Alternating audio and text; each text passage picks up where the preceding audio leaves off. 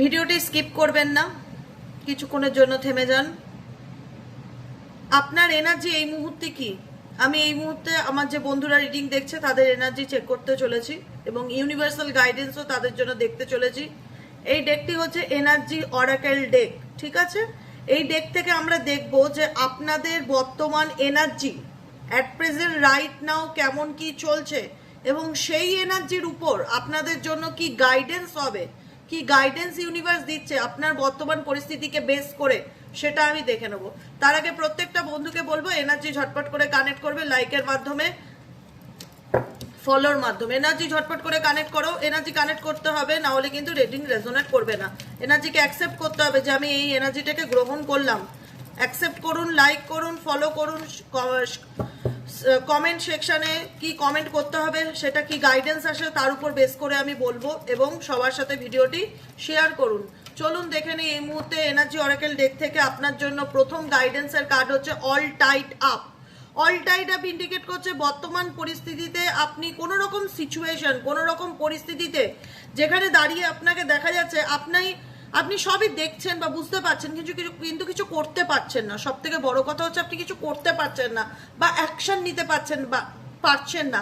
At present right now আপনার বর্তমান পরিস্থিতি এরকম কিছু সিচুয়েশনে আপনি যদি থেকে থাকেন, তাহলে এই রিডিংটি সম্পূর্ণভাবে আপনার।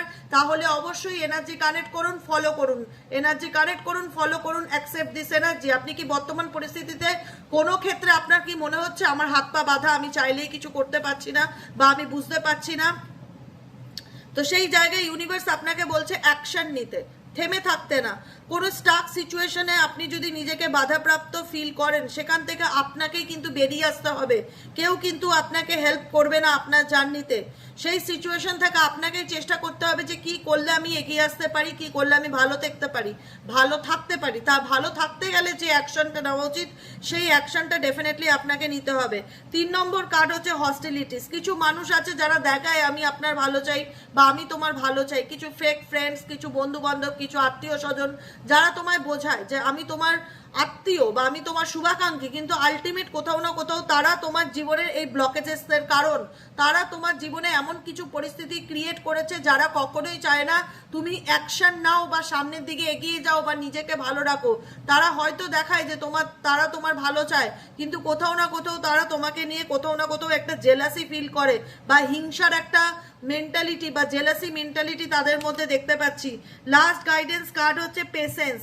ইউনিভার্স বলছে তুমি ডেফিনেটলি পেশেন্স রাখছো, তুমি ধৈর্য ধরছো। Universe always with you. ঈশ্বর সবসময় তোমার পাশে আছে, সাথে আছে। ডিভাইন টাইমিং অনুযায়ী তোমার জীবনে ডেফিনেটলি পরিবর্তন আসবে। অনেক কিছু তোমার কাছে পরিষ্কার হবে। কেউ তোমাকে আটকাতে চাইলেই আটকে রাখতে পারবে না। যে কোনো রকমভাবে আটকানোর চেষ্টা করুক না কেন, স্পেল ম্যাজিক বলুন, ব্ল্যাক ম্যাজিক বলুন, ক্ষতি করে বলুন, যে কোনো রকমভাবে কেউ যদি আপনাকে আটকানোর চেষ্টা করে বা শত্রুতা করেও আটকানোর চেষ্টা করে, আপনাকে সেখান থেকে বেরোনোর জন্য যতটা পরিমাণ এফর্ট দেওয়া প্রয়োজন সবটুকু এফর্ট দিতে হবে, প্রচেষ্টা করতে হবে নিজেকে ভালো রাখার। কেউ আপনাকে চাইছে ডমিনেট করতে, দমিয়ে রাখতে, যাতে আপনি উন্নতি করতে না পারেন, এগিয়ে যেতে না পারেন, ভালো থাকতে না পারেন বা মুভ অন নিজের জীবনে গ্রো করতে না পারেন। তো সেই জায়গায় কিন্তু আপনি অপেক্ষা করছেন সময়ের, যে আমার জীবনে আসল সময় বা সঠিক সময় কবে আসবে।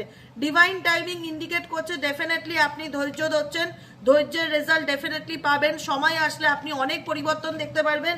কিন্তু বর্তমান এনার্জিতে একটাই গাইডেন্স, যে প্লিজ প্রত্যেককে রিকোয়েস্ট করব, প্রবলেম থাকলে ডিপ্রেশন, অ্যাংজাইটি আসে, এটাই ন্যাচারাল ব্যাপার। কিন্তু যতটা পারবে নিজের মাইন্ডকে ডাইভার্ট করার চেষ্টা করো মেডিটেশন, এক্সারসাইজ, ইয়োগার মাধ্যমে। Meditation, exercise, mind healing, soul healing, এগুলোকে করা খুব দরকার। সোল হিলিং কি করে করব? সোল হিলিং করব আমরা মেডিটেশনের মাধ্যমে। আমি আমার সোলকে ভালো রাখার চেষ্টা করব।